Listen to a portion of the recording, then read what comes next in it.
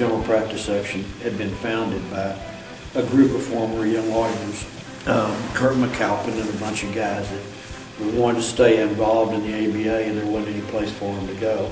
Oscar Fendler, a lawyer from Arkansas, who was a sole practitioner all his life, and I believe whose idea the general practice section was.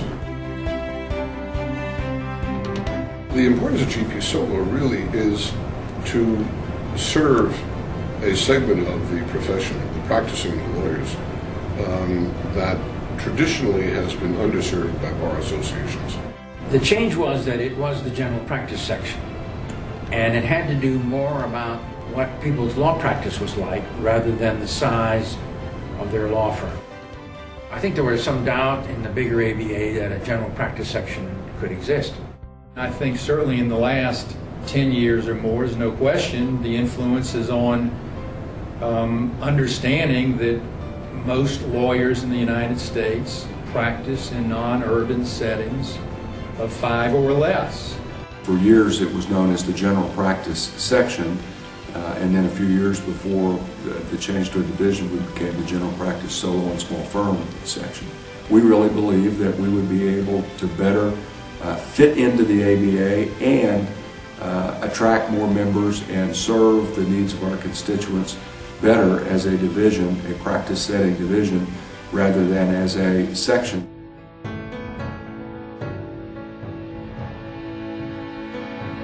The section was a place where lawyers could come who didn't fit into all the other sections. It was unique. The military lawyers, for example, found their home within the section. The gaming lawyers found their home within the section. We tried to provide refuge to everyone who wanted to be involved in the work of the organized bar, but didn't otherwise have a specific home or wasn't big enough. You know, everybody loves GP that's ever been in it, because it is these, you know, it represents all lawyers. We weren't always arguing the popular view in the ABA. The legal profession was changing, and I think we were out in front on a lot of those changes. I've seen a dramatic change in inclusivity. I think that it is a far more inclusive group today.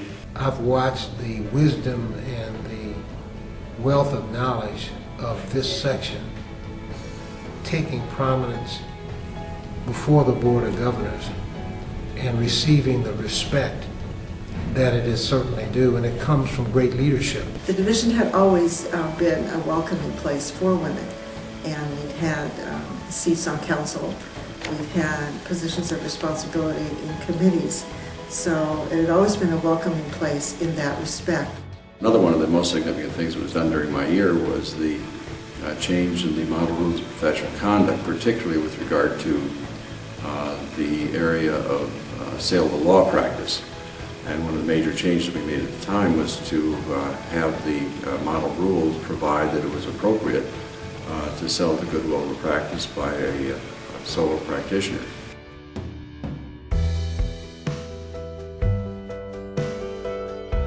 The item that the general practice division does is it provides that conduit between a lawyer who's out in the country, whether large firm, small firm, solo practice, into the American Bar Association. The law practice management section split off from general practice.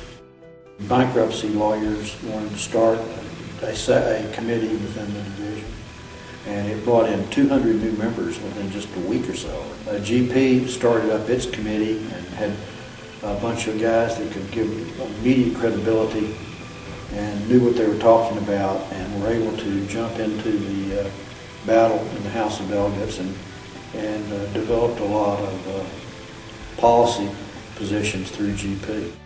We're the voice of solo smalls, and also we're the home of the military lawyer, and we're looking at about 8,000 military lawyers across the United States.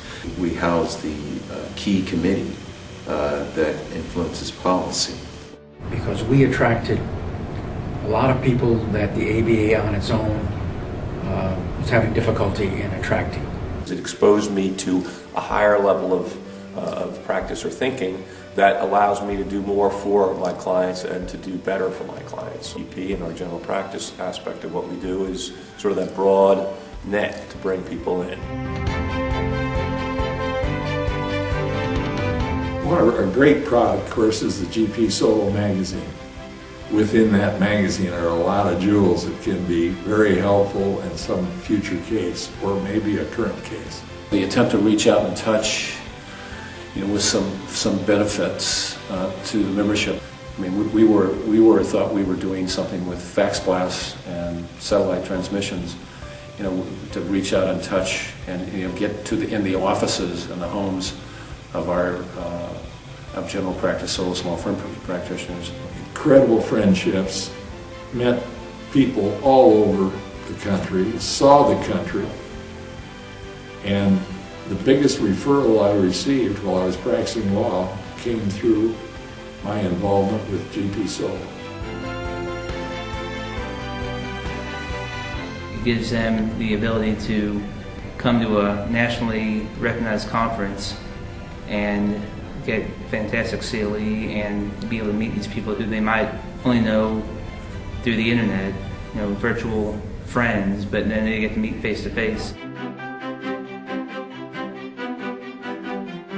It's been a great 50 years, and those of us who've been involved with it, certainly people who've done much more than I, have every right to be proud of it, and I believe the next 25 and 50 years will be even more magnificent for this group.